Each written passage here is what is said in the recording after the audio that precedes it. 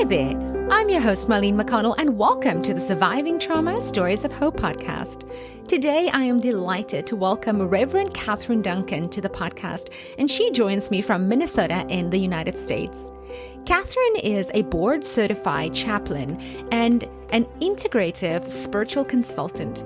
She's passionate about whole person healing, and in her private practice, Learning to Live, she companions individuals who are struggling with chronic illness, life transitions, grief and loss, and those searching for more meaning and purpose. Her latest book, Everyday Awakening: 5 Practices for Living Fully, Feeling Deeply, and Coming into Your Heart and Soul, integrates the best of spirituality, neuroscience, psychology, and therapy so you can change how you embrace every day, every moment, and every choice. Mel Robbins endorsed her newly released book, and this is what she had to say. Everyday Awakening is your roadmap to living a fully engaged life. Catherine's story and her 5 practices are refreshingly accessible. She doesn't just talk about awakening. She's lived it and teaches you how to stop sleepwalking through your life and start living it. I loved having Catherine join me, and I know you will be inspired by this episode, my listeners. I recently launched my YouTube channel. My videos will include relevant, inspirational, personal awareness, self-improvement content, positive affirmations, meditations, and visualizations, and of course, the podcast. So please check out Marlene McConnell on YouTube. If you wish to support the podcast to keep going, please join the Infant Progress Society on Patreon and take advantage of the great benefits. You can find the Patreon link on my website, mycenteredlife.com. Thank you to my listeners for joining me on this journey. Comment on my posts on Instagram, Facebook, LinkedIn, and YouTube, and let me know what you think of this episode. Also, head to Amazon.com, Audible, or Takealot.com and get your copy of my book, Ray of Light. And please leave me a rating and review. It would mean the world to me. As always, stay tuned and keep listening. Hi, everyone, and welcome to today's podcast. Today, we have Reverend Catherine Duncan joining us, and I am very excited to have you here today. Catherine, welcome. Great to meet you. Thanks for having me on today. So I'm so happy that you're joining us for this transformative and really invaluable conversation that we have planned for today.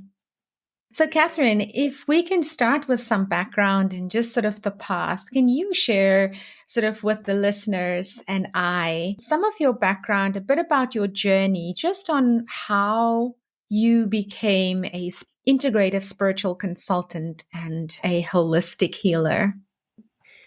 Well, I have faced my death twice when I was a child, 10, turning 11, really going through a very grave childhood, having childhood cancer. And then I had a near-death experience in my 30s.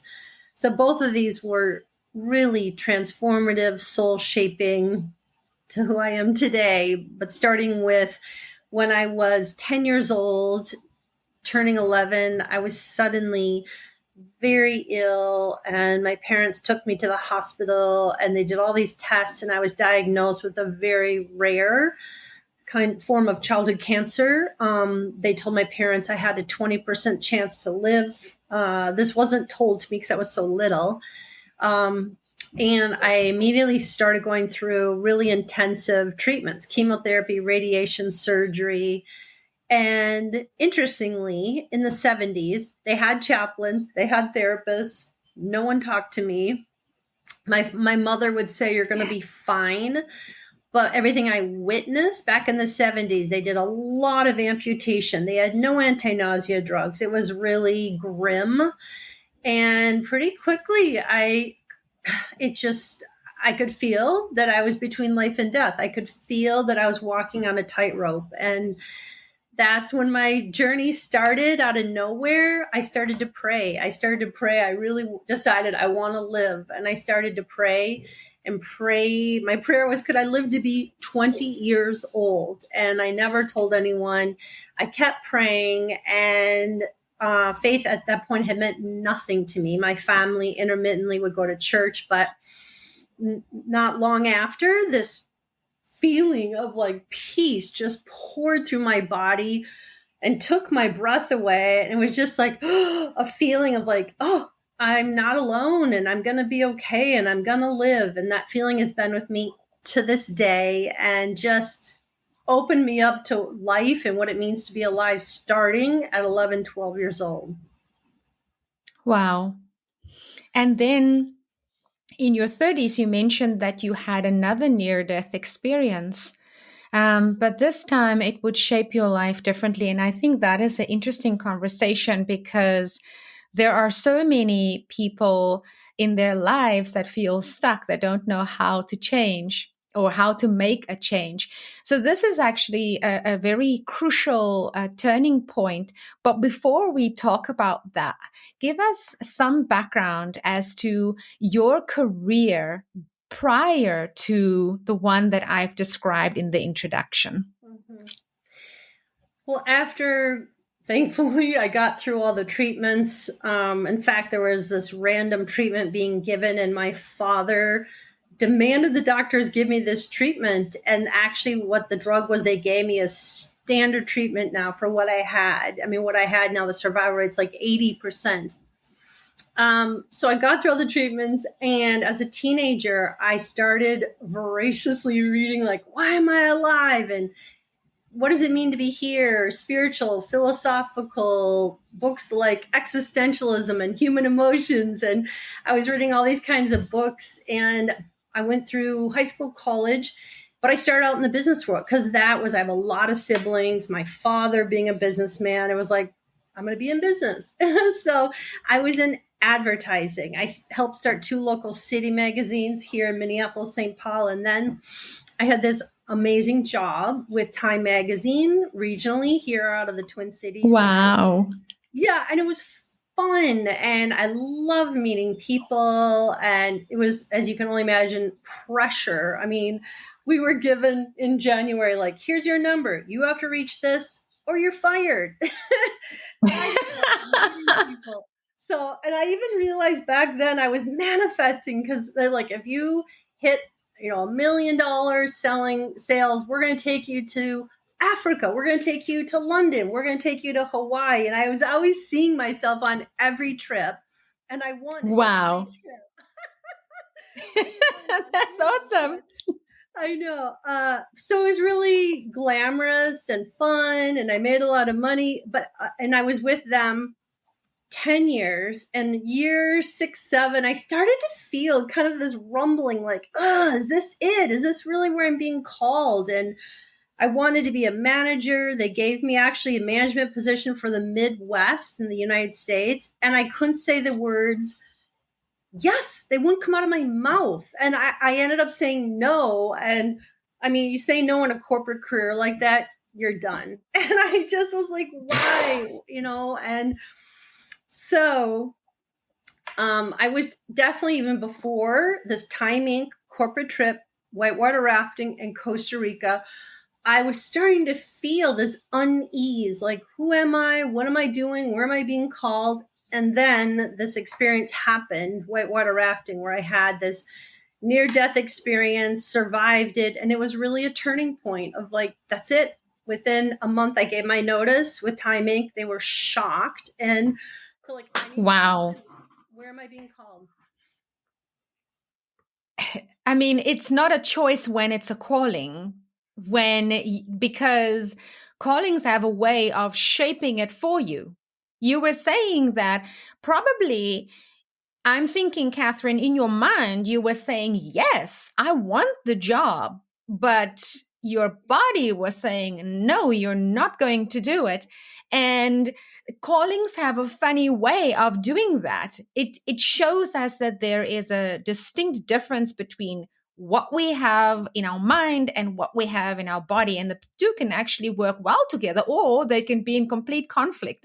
What was that experience like? Oh, absolutely. I mean, my mind, I was drawn to everything that job supported because it was not hard. It was easy. I did really well. I met so many amazing people. But my heart was like, oh, like, really? This is how I'm spending my days? And I would go on many corporate trips, and I would bring books. I would bring stacks of books on, Carolyn, Mace, early Deepak Chopra, early stuff about life and spirituality and mystics. And my colleagues would see these books and be like, "What are you doing?" Like, Yeah. This is not very corporate. no, people would make fun of me, like, "Wow, what are you reading?" Yeah, but it was just like, those are the signs of, like, I was being drawn since a child, studying, thinking, like, what does it mean to be alive, and why am I here? And I did, after the near death experience, was like, that's it. It gave me the courage, like, I am done. And I gave my notice. Luckily, my husband completely supported me. A lot of partners would be like, right, you're going to leave this career and everything because, our lifestyle. And and interestingly, my husband, when our first date in our 20s, we were in our mid-20s, he said to me, because he knew my history, and he's like, "You're going to do something that helps people." And I thought, I know. Yeah, so he'll say Little did you know. Yeah. So it was clear, completely clear, this isn't it. And I gave my notice, and my husband at the time had a startup, small internet company, 10, 15 guys. And so I went from the glamour of Time magazine to a warehouse with like 10 guys. And I was like, yikes, this is bad. And the head of Time Inc. of our division, Mark, called me and he's like, "You want to come back? Well, how you doing?" I'm like, "I don't know what to think."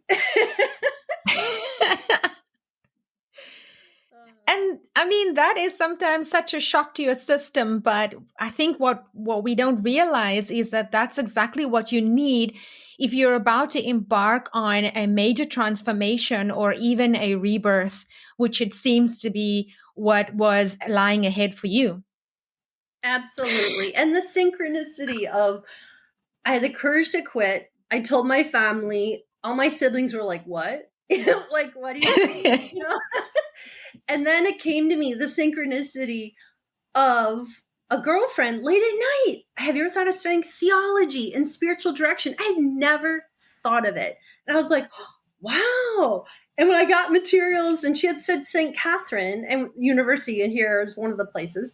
When I got the materials in the mail, my body started physically shaking. Like, it was a knowing. Wow. This was it. And I applied, I got in, I went out and told my consummate father, businessman, executive, and he started screaming at me, like, "Why would I leave Time Warner to study theology?" I mean, he was like, or he actually at first he said geology, and I'm like, "No, it's theology." Oh God. But it was like a coming of age, a letting go, knowing in my heart, this is it. I got to somehow trust it. Yeah. And I think, life has, like you say, the synchronicities that pushes us into the direction where we're meant to go. And even though it seems absurd to the outsiders looking in, it's all intuitively driven, right? Yes. Oh, very And much. so, In the moment. Yep. To yeah, feel it. yeah. And so, I mean, you talk about really unlocking that emotional and that spiritual depth. How would you say, if you think about your life and being able to unlock that within yourself, are some of the teachings that you found once you've moved through that transformative period in your life to now embrace this new life? Mm-hmm.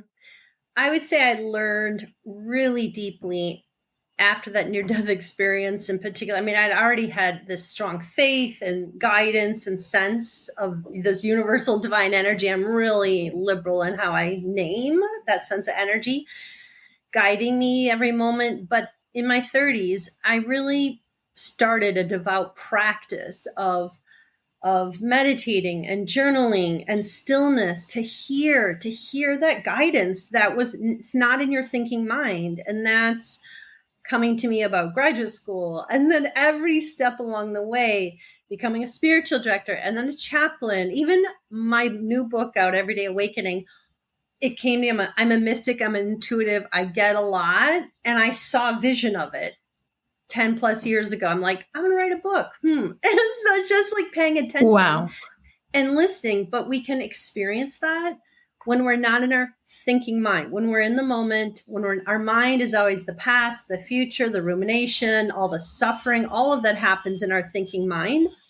But in the present moment, when there's just like, oh, some breathing room, that's where that big spaciousness, that stillness, that ease, where we can sense and feel that intuitive guidance, our inner guidance, the guidance from the universe. It's there. And I get a lot of guidance every day. So I would imagine that when you were working as a professional board certified chaplain, I'd love to know how this intuitive spiritual connection really helped you in that role. Mm-hmm. So I was a chaplain at a long-term care center. Then I was a chaplain at Hennepin County Medical Center, which is our level 1 trauma hospital. Where in the Midwest, this is the hospital everyone gets flown into for extreme accidents and really dire health situations. And then I was a chaplain for years, hospice chaplain called Fairview Hospice. So hospice, yeah. Mm-hmm. So I've been with hundreds and hundreds, thousands of people in trauma, in crisis, at end of life. And by being present in the moment, I felt comfort within me to be able to companion someone in that place. And I think part of it was because I've lived on that edge between life and death. So I felt a comfort being with people in that space, that very thin space, and facing death and being with people, and just being able to be deeply present, feeling and holding deep love in my being, to be with people. And, at the end of the day, it was such a privilege to be with people in such a sacred time, to be present, to witness, to companion, to just have a witnessing presence. It's like words aren't even important, but just that deep love. And I witnessed, just taken hospice, I witnessed so many people before they died. There was a peace. It was rare in hospice where there wasn't a peace before people died. In a trauma hospital, it's a little different, but in hospice, a peace about people and letting go, and a sense of like deep embodiment of love, where it's just like there's a glow around them. It's just profound. And many people said, oh, like they got the preciousness of life when they're about to die, and then they died. It was just like, oh, this is it. And that was a big piece of what really nudged me of writing this book, of like, we can choose right now to feel the preciousness of life, and we don't have to wait till we're in crisis or end of life. We can choose it right now. So it was a privilege, and I learned so much, and it was such sacred work. Do you engage in any way, intuitively or physically, with any of the people that you've helped? I have, and I did, and I still do. When I was with people on their deathbed, actively dying, one thing that naturally came to me is, because I see a lot, I see spirits, I see angels. And if someone was having any kind of unrest, I could see light around them. I could even see light going through them to help them find a calmness, to help them let go. And many people that I was with who died, I would witness, and they would, even before maybe they were unconscious, many would say, oh, my grandma is over in the corner, or I see an angel over here, or a spirit. I heard so many stories, and I could witness and see, because I see spirits in the room, light flowing in and out. And even when people let go, many people came, their energy all the way up their body, and then out of the top of their head. And then they would be, even hovering above their body as they died. And many people within days to a week after they died would actually come and see me. In the middle of the night, I would wake up, and there's like an outline of that person, the spirit, and even like nodding, kind of thanking me, and then they'd be gone. And it was very sacred and annoying. a really deepening and a knowing that death isn't an end. We go on, our spirit goes on. I don't get into any detail like, well, where do we go? How does that work? But we go on. And it actually happened so many times that I had to consciously put up energy boundaries. Like, you can't come within, I'd go to bed at night. You cannot come within 20 feet of me and wake me up. It was too much. And I would, if I was with a patient who was deeply spiritual and it really felt right, I might say, come and see me when you've passed on. And so it was magical, and it was a gift to see this. Yeah. And was this a gift that you sort of only developed at a later stage once you started to really harness your intuitive nature?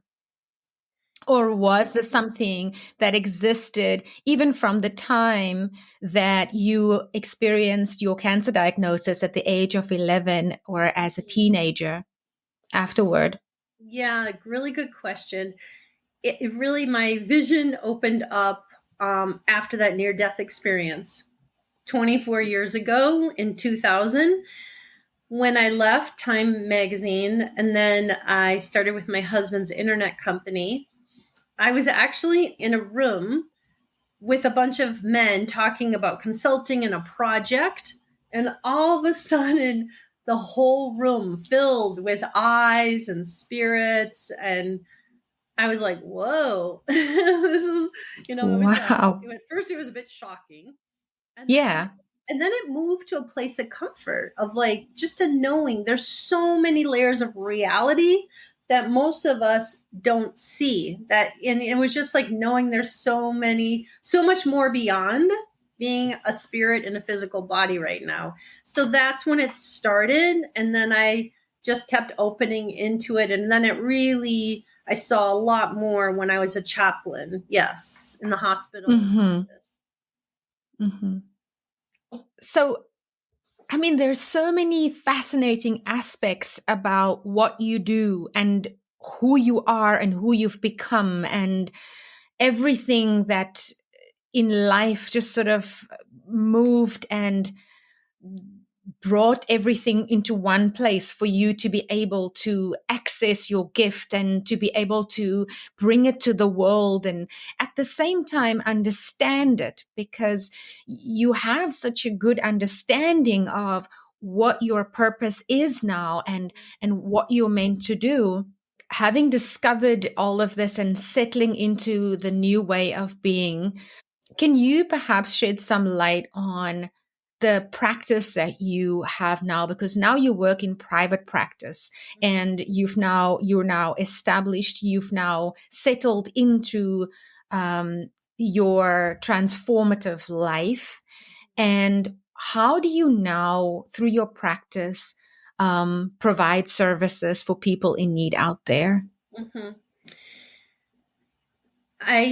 Helping people open into that first practice in my book, coming into the present moment, helping people tune in to it. Do they have some unresolved? And so my work is kind of a hybrid of therapy, teaching skills, practices. My book has 42 exercises of how do you come and live from your heart and soul. And people might have unresolved family of origin issues or early childhood attachment issues that are preventing them from accessing, their heart, preventing them, and they're shut down emotionally. So it starts there, and then helping teach people and talk with people.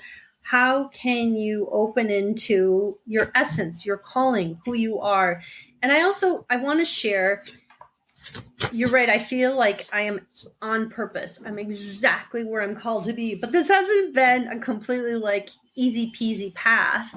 I'll tell you, when I got the nudging to going through graduate theology school, I was a spiritual director. And then my mother-in-law was suddenly ill at 65 and pretty quickly after died of pancreatic cancer. And I was with her through the journey. And again, that was another example of so sacred. I mean, she was just like this glowing light before she died, and a teacher. And it came to me, chaplaincy, but I had vowed as a child, I will never step foot again in a hospital. So then the chaplaincy, I'm like, really? Are you kidding me? Full circle. And then when I applied to all the CPE, clinical pastoral education programs to be a chaplain, I'm like, okay, I'm going to trust this, even though it's like, oh. And I got into all of them, and I kept getting University of Minnesota, which is where I was a patient. And again, I was like, ugh. Wow. You know? So it's like, you get pointed in a direction. It's like, it can be uncomfortable. It can. And I went through chaplaincy training. My first job as a chaplain was at a long-term care center that had really complex patients, chronic health, pretty intensive place. And I just have a vivid memory of going up to the 8th floor to have lunch by myself. It overlooked the city of Minneapolis. And then I would see across the river where my office with Time Inc. was. I had a secretary, car, all this money. And I'm like, who am I? And I would cry, like, what's happening? So there's a piece I think of, okay, you feel nudgings. Can you be open? Some of it really takes courage to do the work and to keep listening and take it a step at a time. Answering callings are never easy. It's like you say, it's one step at a time. I had I'll share just because this is interesting, one more experience. And I write about this in my book 8 years ago. So here I'm working as a chaplain, a hospice chaplain. My husband, completely healthy, really athletic, never anything. He had this extremely serious health condition. After running around one of the lakes, he collapsed. He was in the hospital. He flatlined. It just was like crazy. I'm happy to say he was diagnosed with a very rare heart condition, but he's doing really well and hopefully can live a long life. He has a pacemaker, defibrillator, all that. But it was a lot. It was a lot to live through. And then here I am, a chaplain, being with people at the end of life. And I took some time off. I remember the day I tried to go back to work driving to someone's house who's dying. I had to pull the car over like, I am not ready yet. And so I took a little more time off. And then I was working again with people at end of life. And I had a knowing one afternoon driving where I pulled the car over and I had a memory of being in my 20s saying, bring it on. I don't want to come back. I believe in reincarnation. I'm like, bring it on. I'm not coming back another lifetime. And I remember that. And I'm like, I'm just kidding. Haha, I can come back another life. Yeah. So my message is be careful what you pray for. Oh, for sure. So I actually want to dive into your book. I mean, we've touched on it throughout the episode, but is there anything specific that you feel called to share today with the listeners? So in my book, I have 5 practices about coming into your heart and soul. I'll just for a moment, the 5 practices are come back to the present moment, connect with something greater, and that's, in a really broad, inclusive way. Grow your trust, embody love, and hold openness. And these are practices that I've lived organically much of my life. And that's the distillation of what these 5 practices are. And the exercises so it's not just theory, but it's, how do you feel more love? How do you feel flow? How do you come into the moment? And so I offer many angles of how to do it. But I would say, a biggest takeaway is, yes, how are you choosing to live? What are you choosing? We can choose. We can choose, are we living in our mind where our mind is running us? Or are we choosing to open and grow and feel into that preciousness of life, the wonderment of life that's here, and it's not found in our mind? And even one other practice, the practice of embodying love. I think that's why we're here on this earth, to learn to love.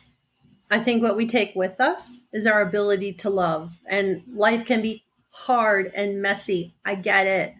I've lost 5 family members. I've experienced a lot in my life. And it just, what are you choosing? How can you choose to keep loving yourself and growing love and learning how to keep loving one another? And especially in this world right now, there's a lot of chaos, a lot of contention. So I think the message of love and how we're choosing to live is really key. Yeah, the heart-centered living that you're talking. If you come from that place of love, then it's possible also for you to awaken to living that heart-centered life, which is a meaningful life. And it's also a more meaningful way of engaging with your life. And I guess, in many ways, because I hear people, they'll make a comment like, I wish I could do something else, or I don't know what else to do. I don't want to be in corporate anymore, but I also don't know what to do. What is the answer? What do you actually say to someone that know that this is not where I belong, but I also don't know where I need to go? And I think that you have articulated that so well today, because it is about connecting to that heart-centered space and intuitively listening to what is calling you, what is driving where you have to be, and then paying attention to that. Yep. Oh, I agree. Paying attention, and what you just shared, right on. Yes. And even just paying attention, what is life-giving? What gives you some sense of like joy, peace, and what depletes you? There's an exercise. I learned this in graduate school 24 years ago it was a theologian, but it's also, relates to about every faith tradition I've studied. And that is assessing your day at the end of the day. 2 questions, what today was life-giving? What gave you some joy, some peace, some ease, and what depleted you? And if you pay attention, we're given so much guidance. We are. And it's starting to tune in and pay attention every day of what's coming across your radar. Can you create more moments and anchoring into the present moment? And the guidance is there. Yeah.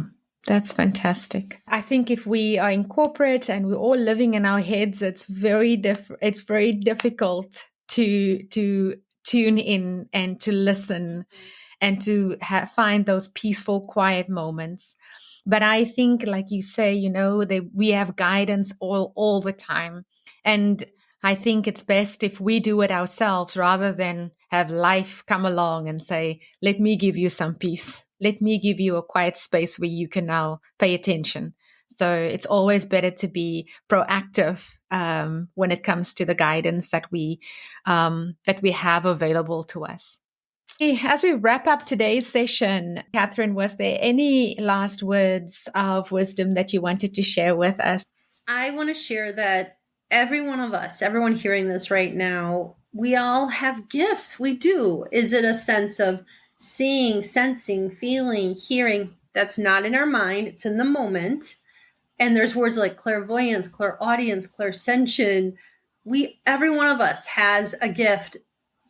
Some of us may see more or sense or hear or feel, and inviting everyone to just tune in. How are you living?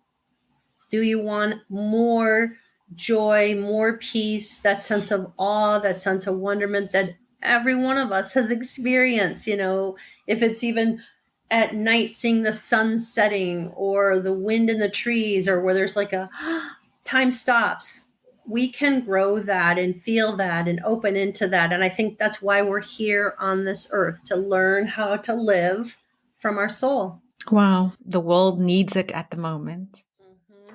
Yeah, definitely. So listeners, it's come to the end of our episode, and I want to thank Reverend Catherine Duncan for just sharing your profound insights with us and your personal stories. Thank you so much. And your compassionate approach, and again, this deep understanding of just the emotional part of life that you brought to us today. I want to thank you for that. And also just again, reminding us that spiritual healing has a place in our lives, and to open ourselves up to the possibilities. And even though some of the concepts that we addressed here today, for some may be scary or daunting, giving us that assurance that there is peace and love in the unknown. And so, yeah, I want to thank you for that. And then for all of you listeners, I want to let you know that Reverend Catherine Duncan's book, Everyday Awakening, is out at the moment. You can find it on Amazon.com as well as on Barnes & Noble and also on her website. I'm going to link the website for you in the show notes. And yeah, so thank you, Reverend Duncan. I am so happy that we got to share this time together. And thank you for the incredible work that you do. Thank you for accepting this calling and sharing it so wonderfully through your practice with the world. Thank you for having me. Really lovely to talk to you. Really fun. To everyone else who tuned in today, thank you so much. Stay inspired and keep your hearts open and embrace the fullness of life every day. So until next time, take care. Bye. That wraps up this podcast episode. Thank you for listening. If you enjoy my podcast, please take a minute to give me a rating and review in Apple Podcasts. Please subscribe in your favorite podcast directory so you don't miss an episode. Please consider following My Centered Life on Facebook and Instagram for daily inspiration. Thank you so much for spending this time with me. You can catch me again in the next episode. Same time, same place. Sending you lots of love and light. Bye.